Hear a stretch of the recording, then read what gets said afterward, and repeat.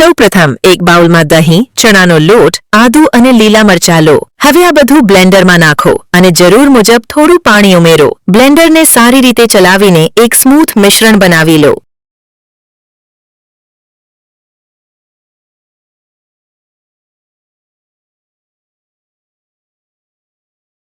હવે આ મિશ્રણને છન્નીથી ગાળી લો જેથી કોઈ ગાંઠ ન રહે. પછી એક કડાઈ લો અને તેને મધ્યમ તાપ પર મૂકો. કડાઈમાં તૈયાર કરેલું મિશ્રણ ઉમેરો. હવે તેમાં મીઠું, થોડું ખાંડ, હળદર, હિંગ અને જરૂર હોય તો થોડું ઘી ઉમેરો. હવે મિશ્રણને સતત હલાવતા રહો અને મધ્યમ તાપ પર જાડું થાય ત્યાં સુધી રાંધો. જ્યારે મિશ્રણ જાડું થઈ જાય ત્યારે તરત જ તેને સાફ અને સમતલ સપાટી પર પાતળી લેયર તરીકે ફેલાવી દો. હવે તેને લગભગ 10 મિનિટ સુધી ઠંડુ થવા દો. ઠંડુ થયા પછી પટ્ટીઓમાં કાપો અને હળવેથી રોલ બનાવી લો. હવે એક નાની કડાઈમાં તેલ ગરમ કરો. તેમાં રાઈ, જીરું, કડી પત્તા, તલ અને હિંગ ઉમેરો. આ તડકો તૈયાર થયા પછી તેને ખાંડવીના રોલ્સ પર સરખો ફેલાવી દો અને બસ, સ્વાદિષ્ટ અને નરમ ખાંડવી તૈયાર છે.